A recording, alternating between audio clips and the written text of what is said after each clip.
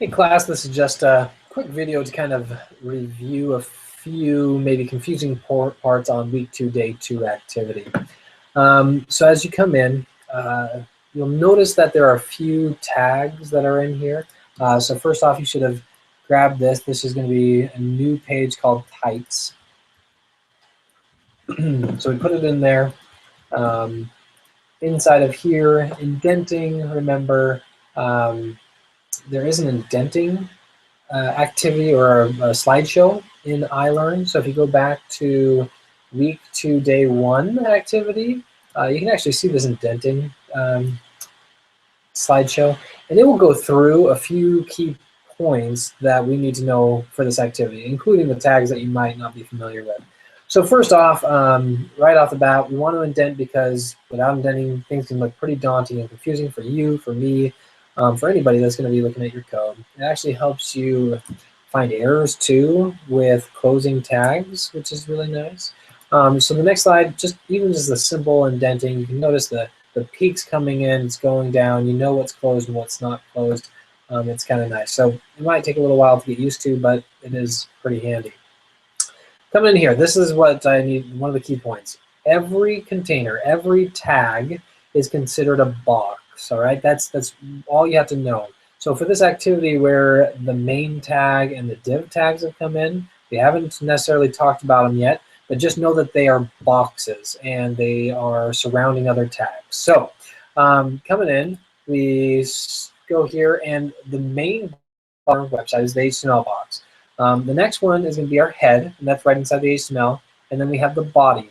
Inside the head, we have a title, we have the meta.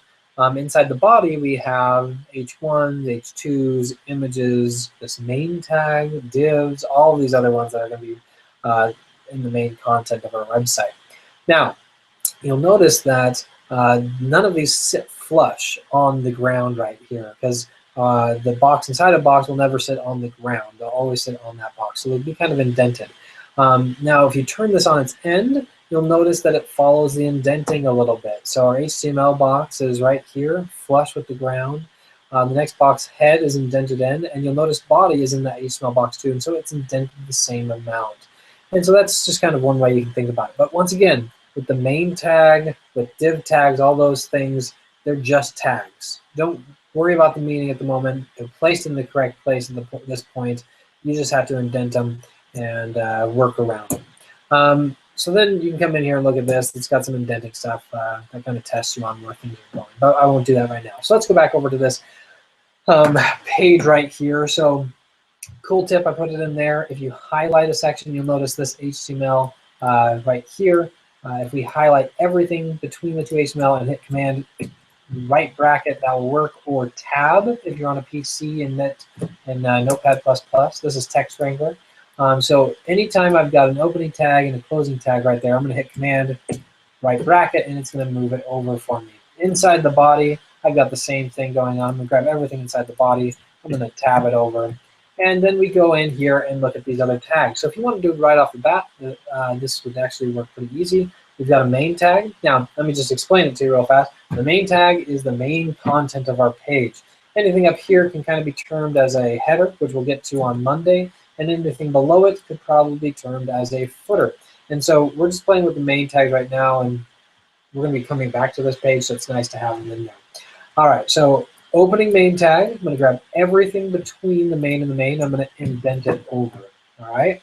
Coming over here, we've got the B's. Now, this is a div. A div is the most generic box that you could ever make in HTML. We'll probably end up changing these to be something more semantic, but we don't have anything at the moment that we've kind of learned. So I've just got a box in here for you to use. You'll notice also that there's an ID already there. So these Bees and Blossom links, when I click on it, it can just go straight down to there. I wouldn't delete these. If you delete them, it's not that big of a deal. We can come back and fix them later.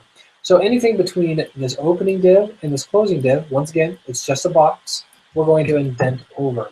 Same thing here, opening div and closing div. I'm going to come down here and indent that over. And so that's really the gist of it. You can work around those. They're just boxes, and it just helps you with the indenting, moving things around, grouping content, and so forth. Hopefully this has been helpful. Let me know if you need any more help on that topic, and good luck on your activity.